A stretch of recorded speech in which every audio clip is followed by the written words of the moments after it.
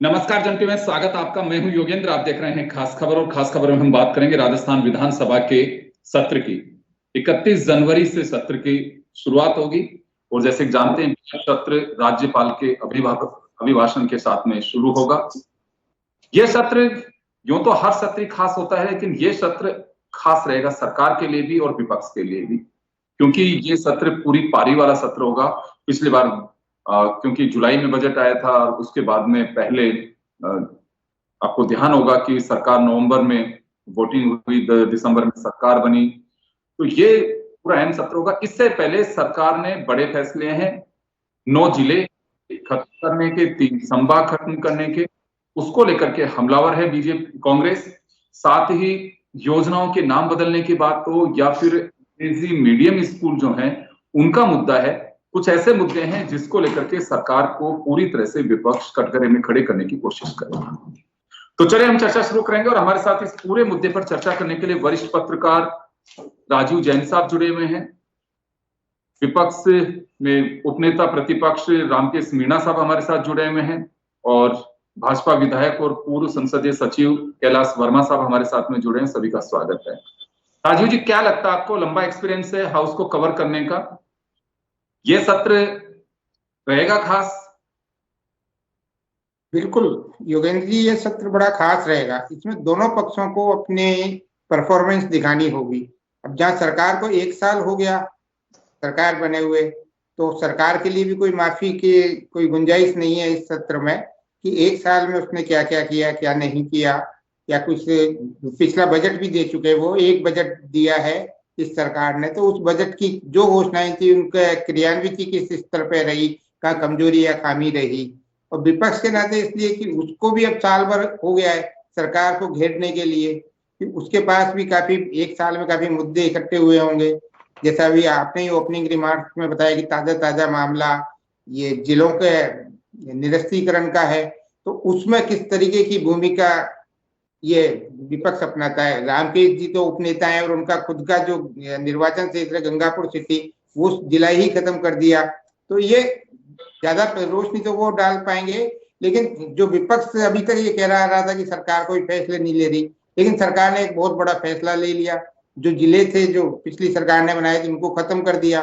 तो सरकार की एक कहीं दूसरे सरकार के पक्ष के रूप में देखें तो उनकी एक मजबूती दिखती है कि नहीं, फैसले लेने वाली सरकार भी है। अब चाहे वो विपक्ष को पसंद आए या न आए, अब कई कांग्रेस सरकार की पिछली सरकार की योजनाओं की समीक्षा के लिए समितियां गठित कर दी, मंत्रिमंडल समितियां भी गठित की, जैसे या अंग्रेजी माध्यम स्कूलों को खत्म की उपयोगिता के बारे में जो समीक्षा एक गठित की कमेटी। तो समीक्षा के नाम पे पिछली सरकार की कुछ योजनाओं पे तलवार भी लटका दी सरकार ने। खत्म तो नहीं की, लेकिन समीक्षा के नाम पे कहीं ना कहीं तलवार लटका दी है कि वो खत्म भी कर सकती है। तो विपक्ष इस मुद्दे पे यदि जनहित की योजनाएं हैं तो उन पर कैसे लगाम लगवा सकता है, कैसे रुकवा सकता है, जनहित के कैसे काम करा सकता है। अब ये तो निश्चित तौर पे है कि विपक्ष भी अच्छी बड़ी संख्या में प्रभावी नेता भी उसमें विपक्षी दल में इस बार हैं। सत्ता पक्ष में असरदार जो नेता पिछली बार हुआ करते थे वो नहीं है सदन में, लेकिन फिर भी जो भी सत्ता पक्ष प्रतिपक्ष है दोनों के सदस्य, इसमें तो नए पुराने कुछ नहीं, सबको 1 साल हो गया, अनुभव हो गया। कैलाश जी रामकेश जी तो बहुत सीनियर है, पहले भी विधायक रहे हैं, तो इनका अनुभव काफी है। तो ये ज्यादा प्रकाश डाल पाएंगे कि इनके विधायक दलों की क्या रणनीति रहेगी, कि वो किस तरीके से विपक्ष सरकार को घेरेगा, सरकार किस रूप में अपना बचाव करेगी या आक्रामक रहेगी सरकार।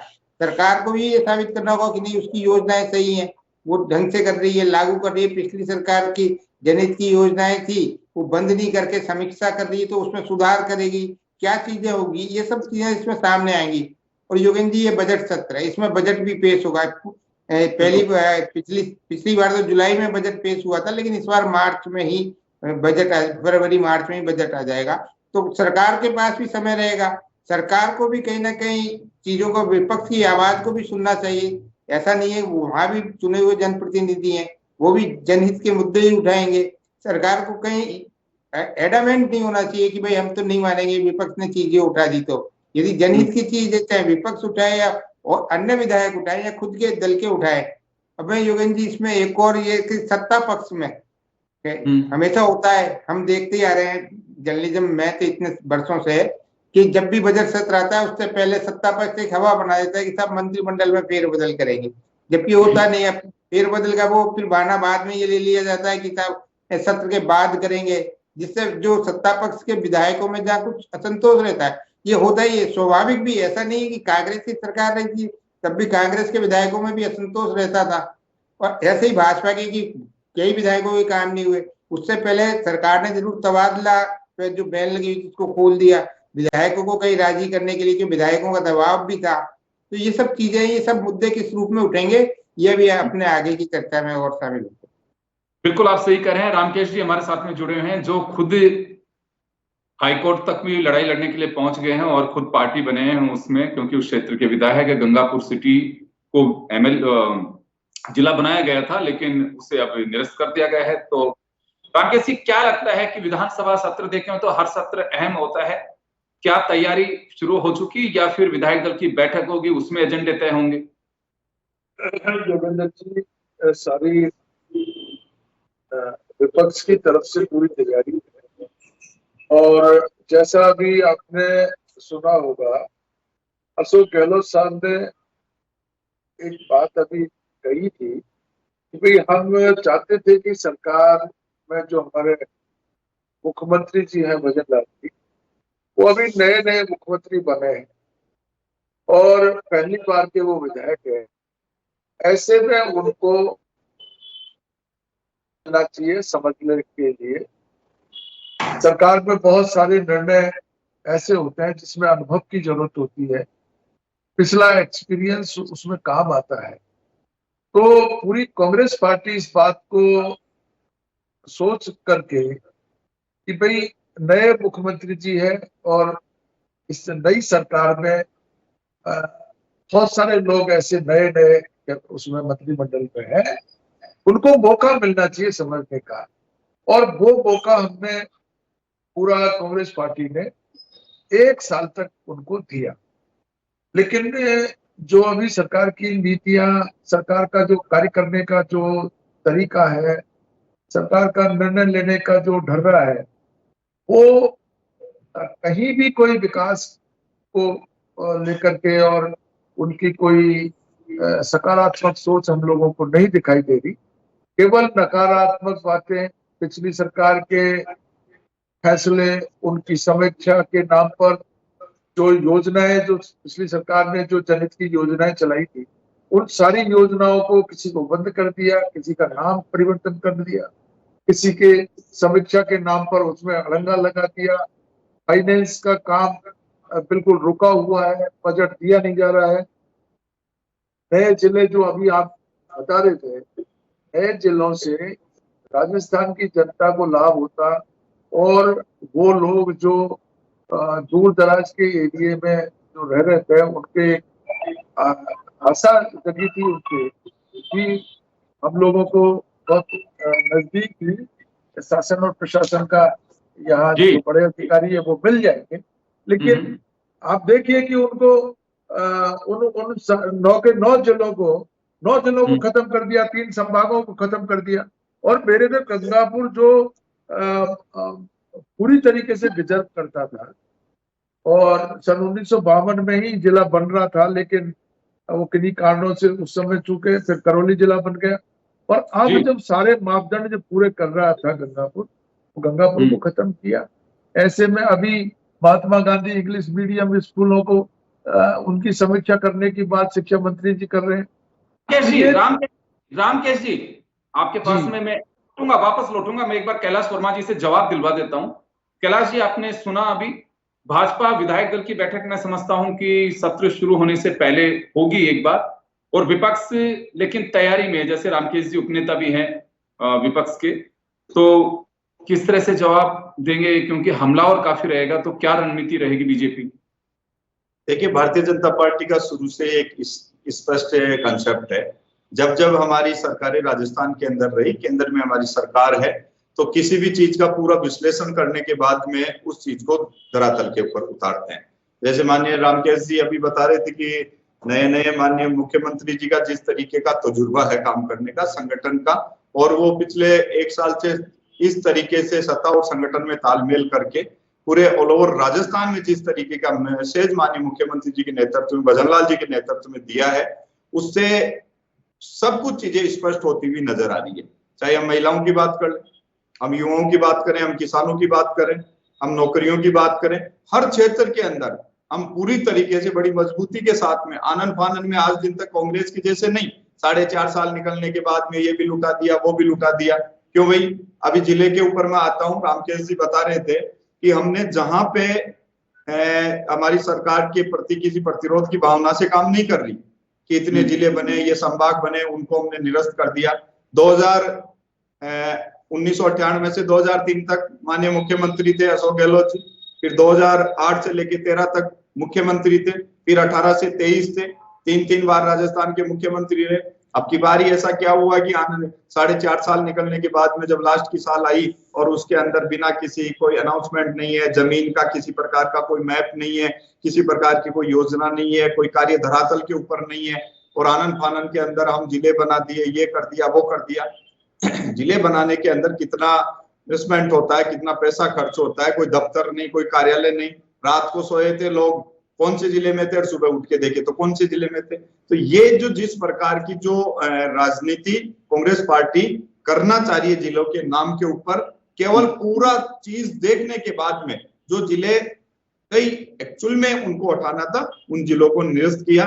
कांग्रेस ने बिना किसी बजट के जिलों की घोषणा कर दी, केवल और केवल राजनीतिक फायदा लेने के लिए। और राजनीतिक फायदा जहां जहां जिलों की घोषणा की, वहां क्या पोजीशन रही, ये तो आप लोगों ने भी देखा। बाई इलेक्शन के अंदर लोग देख रहे थे कि ऐसा हो जाएगा, ये हो जाएगा, मगर जिस तरीके से उपचुनाव के अंदर भारतीय जनता पार्टी के माननीय भजनलाल जी के नेतृत्व वाली सरकार ने जनता ने जिस तरीके का विश्वास किया, पहली बार ऐसा हुआ है। तो मैं पूरे दावे के साथ में कह सकता हूं कि बजट सत्र जो आएगा उसमें भारतीय जनता पार्टी ऐसा नहीं आनन फानन के अंदर कांग्रेस की जैसे कि आज ये हो रहा है, आज वो हो रहा है, मुद्दों की वैचारिक राजनीति, राजस्थान की जनता के हित के अंदर क्या हो सकता है, इन तमाम मुद्दों के ऊपर हम पूरी तरीके से तैयार है। अगर विपक्ष किसी प्रकार की कोई बात भी रखता है तो हम पूरी तरीके से संतुष्ट करने के लिए तैयार है। कैलाश जी, एक सवाल है मेरा आपने जो 17 जिले थे उसमें से 9 जिले खत्म किए हैं, 8 जिले अभी भी आप लोगों ने बरकरार रखे हैं जी। तो 8 जिले जो बरकरार रखे हैं आपकी कमेटी की सिफारिश के बाद ही आप लोगों ने फैसला किया है, जैसे बता रहे हो आप।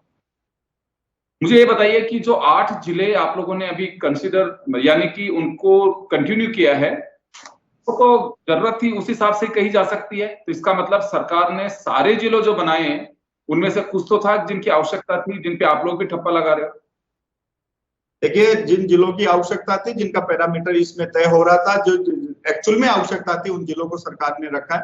पूरी तरीके से उनका प्रशिक्षण करा है, पूरी तरीके से कौन सा क्या हो सकता है, किसके अंदर क्या पोजीशन है, कौन सा किस में टच है, और एक्चुअल में जो बन सकता है उसको रखा है। और ऐसा नहीं रखा कमेटी के पूरे दिशा निर्देशन उसको रखा है। राकेश जी जी, जब नियमों से बनवाते तो कैलाश जी आपका साथ देते अभी? देखो ऐसा है योगेंद्र जी, कैलाश जी को कुछ भी पता नहीं है। अभी मैं आपसे पूछना चाह रहा हूँ कैलाश जी से, दीव जिला भरतपुर से 38 किलोमीटर की दूरी पर है, उसकी जनसंख्या गंगापुर से आधी है, फिर दीव तो कैसे मापदंडों पर खरा उतर गया और गंगापुर क्यों नहीं मापदंडों पर खरा उतरा? गंगापुर पे सवाई माधोपुर से जो लास्ट दूरी है वो 110 और 120 किलोमीटर है। गंगापुर की जनसंख्या जो 12.5 लाख के लगभग है, तो गंगापुर तो मापदंडों पे खरा नहीं उतर रहा है। और दीव जो हमारे वजीरपुर कस्बे से भी छोटा है, वो मापदंड में खरा उतर रहा है। ये सब राजनीतिक द्वेषता के कारण किया गया है। और ये उसको मापदंडों की बात करते हैं, अगर मापदंडों की बात है तो मैंने आपको एग्जाम्पल ये दे दिया। मैं इस मुद्दे को लेकर के माननीय हाई कोर्ट में भी गया हूँ। 13 तारीख को उसकी सुनवाई हो रही है और मुझे पूरी उम्मीद है माननीय हाई कोर्ट से हम लोगों को न्याय मिलेगा। ये सरकार कोई काम नहीं करना चाहती, ये केवल पिछली सरकार की उसकी योजनाओं को और उनकी जो लोकप्रिय योजनाएं, जो जनहित की योजनाएं थी, उनको बदलने का काम, लोगों को तंग करने के काम में लगी हुई है। आप सोचिए महात्मा गांधी इंग्लिश मीडियम के जो स्कूल हैं, उन स्कूलों में गरीब लोगों को योगेंद्र जी, जिन्होंने कभी कल्पना नहीं की थी, जो प्राइवेट स्कूलों में अपने बच्चों को नहीं भेज सकते थे, उसका जो बिल आता है पर प्राइवेट स्कूल का जो खर्चा आता है उसको अफोर्ड नहीं कर सकते थे, उनके बच्चे, गरीब मजदूरों के बच्चे महात्मा गांधी स्कूल में इंग्लिश पढ़ने के लिए जाने लगे और इंग्लिश फर्राटेदार इंग्लिश गाँव में जो है बोलने को दिखाई दे रही है। आप सोचिए, उनकी समीक्षा के नाम पे उनको बंद करने के लिए ये के कामों के पीछे पड़ी हुई है ये सरकार, कोई काम नहीं करेगी। ये काम को बिगाड़ने के लिए जो योजनाएं थी उन योजनाओं को बंद करेगी और बंद कर दी बहुत सारी, और अभी भी जो जनहित की योजनाएं उनको भी अभी बंद करने पर उतारू हो रही है। इसका भारी विरोध है। धरातल पे कोई काम इन्होंने नहीं किया। मैं आपसे पूछना चाहता हूँ, कौन सी नौकरी दे दी इन्होंने? अभी मेरे को कैलाश जी बताए, गिना जरा कितने लोगों को, किस विभाग में कितनी नौकरी दी आपने एक साल में? आपने कोई मेरे से किसी भी डिस्कशन पे आओगे, एक एक बात का जवाब दूंगा आपका मैं। 47,000 नौकरियां किसने दी? पहली बार कैलेंडर किसने जारी किया? युवाओं के 17 बार पेपर लीक कराए थे ना आपने। पूरे राजस्थान के अंदर जिस तरीके का चकनाचूर युवाओं के सपनों को किया, एसआईटी किसने गठित की? पेपर 100 से ज्यादा कार्रवाई करिए ना। आप कह रहे हो एक मगर बच्चों को पकड़ेंगे, क्यों नहीं पकड़ रहे हो? जाएंगे हम आपको केवल ऐसे नहीं है। चाहिए ना, जिन लोगों ने गड़बड़ की है उसकी कौन मना कर? उनको हमने पकड़ा, एक बार हो जाए, 2 बार हो जाए, 3 बार हो जाए, 17 बार पेपर लीक हो रहा है। मगरमच्छ पकड़ेंगे, मगरमच्छ पकड़ेंगे, चूही तो पकड़ में आ नहीं रही आपके, और मगरमच्छ पकड़ेंगे। कोई काम नहीं किया। कितने लोगों को ईमानदारी से, ये बात बिल्कुल सही है कि जिस तरीके से भजनलाल जी के नेतृत्व वाली सरकार ने शिकंजा कसा है, उस शिकंजे का ही परिणाम है कि इतनी सारी भर्तियां, इतनी सारी परीक्षाएं आई, तो एक नेगेटिव नकारात्मक माहौल सरकार के खिलाफ बना है। इनको गांव में जाना मुश्किल हो गया के खिलाफ अगर जिलों को इन्होंने निरस्त किया है। पांच बाई इलेक्शन भारी बहुमत से जीत नहीं आते, क्यों कांग्रेस कर रहे हैं? कैलाश जी जवाब जमानत नहीं बचा पाया, जो दावा करती थी 70 साल पुरानी पार्टी है, जमानत नहीं बचा पा रही। और आज केवल और केवल इन बातों के ऊपर क्यों, कहाँ गए थे आप? एक साल के अंदर जो वादे पूरे किए, rising Rajasthan global investment meet पहली सरकार है भजनलाल जी के नेतृत्व वाली जिन्होंने युवाओं के सपनों को पंख लगाने का काम किया। कैलाश जी से मैं एक बात, एक योगेंद्र जी आपके शौक पूछिए, आपकी हर बात का जवाब देंगे। अब सुनिए, एक बात पूछ रहा हूँ सर, सिर्फ एक बात का जवाब दे दो जी। जो पिछली बार कृषि प्रसंस्करण योजना राजस्थान सरकार ने अशोक गहलोत साहब ने चलाई, हमारे स्थानीय जो व्यापारी हैं उन व्यापारियों को सब्सिडी के 594 केस ऐसे हैं जिन्होंने अपने उद्योग धंधे स्थापित कर लिए और उनको आज तक सब्सिडी नहीं मिल रही। दर दर की ठोकर खा रहे हैं वो लोग, वो फाइलों को लेकर के इधर से उधर भाग रहे हैं और आज राइजिंग राजस्थान का नाम लेकर के जमीन लुटाने के लिए जो है रोड शो करने वाला विदेशों में। यहाँ के लोगों ने क्या अपराध कर दिया? उन्होंने क्या गुनाह कर दिया उद्योग लगा करके? जिन लोगों ने, जो हमारे लोग हैं यहाँ के राजस्थान के निवासी हैं, जो यहाँ छोटे मोटे व्यापारी है, उन्होंने उद्योग लगा करके लोगों को रोजगार दिया और उनकी सब्सिडी के लिए आज जो है 1-1.5 साल से वो लोग तरस रहे हैं, उनकी फाइलों को फेंक दिया। ये सरकार किसके हित में काम करना चाह रही है? वो बाहर से लोगों को बुला करके और केवल उनको जमीन लुटाने के लिए यहाँ पर लेकर के आ रही है। और हम देखते हैं, अब आप देखिए जो नए जिले आपने जो खत्म की है, उन जिलों में जो एमओयू किए व्यापारियों ने, उनका क्या करोगे आप? गंगापुर में हर साल हमने 970 करोड़ रुपए के एमओयू पे, योगेंद्र जी, 970 करोड़ के एमओयू पे और गंगापुर जिले के जिला कलेक्टर करेंगे कि क्या होगा? आप मुझे बताइए, जिन्होंने गंगापुर जिले के जिला कलेक्टर के सामने 50 करोड़ के एमओयू होना, क्या होगा? वो लोग इसके पेट में इसका बात का दर्द होता है। सारे जिलों में ये जो है को लेकर के लोग बहुत ही ज्यादा आशंकित है कि भाई हमारे एमओयू का क्या होगा। आप तो मेरे को बताइए कि जिस सब्सिडी की रामकेश जी बात कर रहे हैं, ऐसे कम से कम एक दो उदाहरण तो दीजिए, कौन से जिले के अंदर अटकी? हमारी सरकार पूरी तरीके से फिक्सेशन करवा रही है उसका। मैं पहले भी बोल चुका, अभी भी बोल रहा हूँ, अगर इस बात की किसी प्रकार से राजनीति से जुड़ी हुई ग्लोबल धन्यवाद देता हूँ नीड से जुड़ी हुई अगर कोई चीज होगी तो उनको पसंद है हमारी सरकार पूरी तरीके से करने की। इसके लिए कृषि विपणन विभाग से ये सब्सिडी जारी होती है और आप मुख्यमंत्री जी के ध्यान में लाइए, 594 केस ऐसे हैं जो सब्सिडी के लिए तरस रहे हैं, उनकी फाइलें पेंडिंग पड़ी हुई है, उन्होंने अपने उद्योग धंधे इंडस्ट्री में रिको में लगा ली, तो अब उनकी सब्सिडी मिलनी चाहिए। इन लोगों ने कोई अपराध नहीं किया। इसी तरीके से जो नए जिले खत्म किए हैं, उन जिलों में जो व्यापारियों ने एमओयू किए हैं वो जिला कलेक्टर के सानिध्य में किए। अब जिला कलेक्टर उसमें पार्टी है, आज की तारीख में वहां पर जिला कलेक्टर नहीं है, तो इन एमओयू का क्या होगा?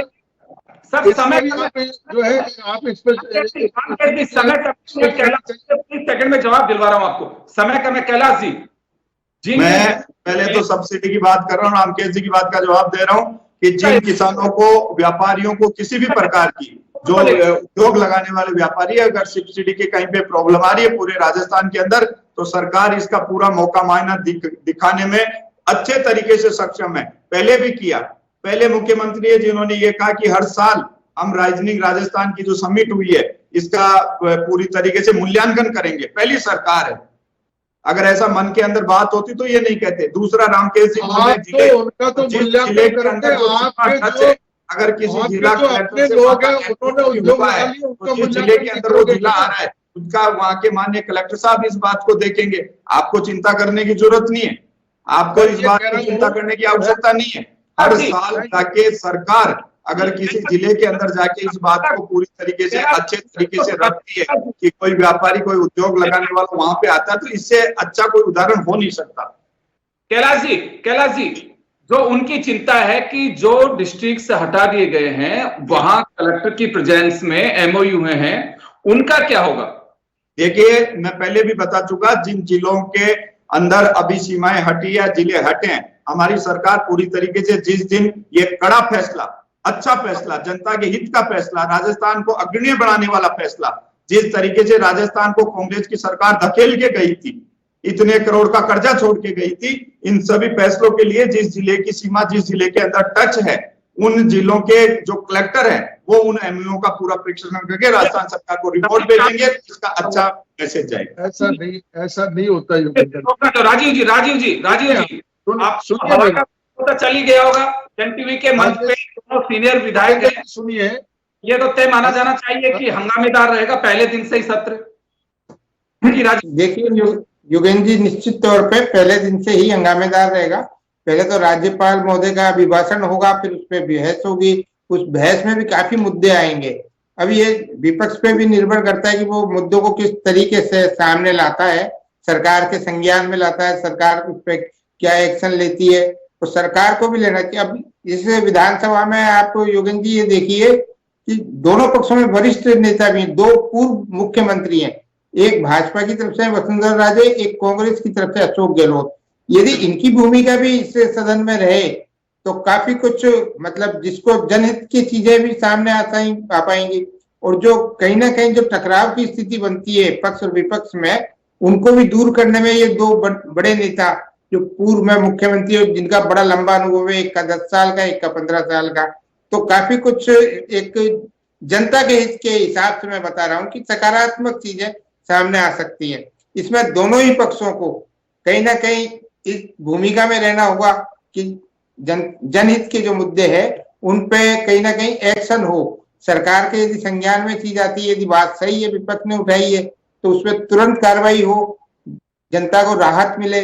और जो पुरानी बजट घोषणाएं हैं सरकार ने की हैं, जिनका अभी तक इम्प्लीमेंटेशन नहीं हुआ, जो जिसको कह सकते हैं वेलफेयर स्कीम, जन कल्याणकारी योजनाएं सरकार ने घोषित की थी, उनपे अभी तक जो मेरी जानकारी है उनको वो लागू नहीं हो पा रही है, कहीं ना कहीं कानूनी पेचीदगियों में अटकी हुई है। तो उसको भी सरकार का ध्यान में लाना चाहिए कि सत्र से पहले उनको लागू करवा दे।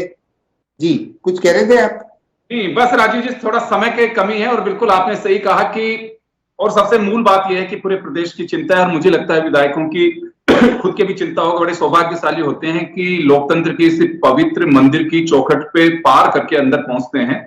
बहुत अच्छी बात है, आपके पास में एक समय होता है, जनहित के मुद्दों पर बहस करनी चाहिए, सारगर्भित चर्चा होनी चाहिए। और राजस्थान की विधानसभा का एक इतिहास रहा है, अगर उसके आर्काइव में जाकर के आप पढ़ेंगे तो यहाँ के फैसले, यहाँ की बहस दूसरे राज्यों से भी लोग आकर के यहाँ पढ़ने के लिए बैठते थे, देखते थे। तो मुझे लगता है वो जो गौरवमयी इतिहास है उससे बरकरार रखा जाएगा। ये जिम्मेदारी हमारे माननीय विधायकों की है। कैलाश जी हमारे साथ में जुड़े हुए हैं, रामकेश जी भी हैं।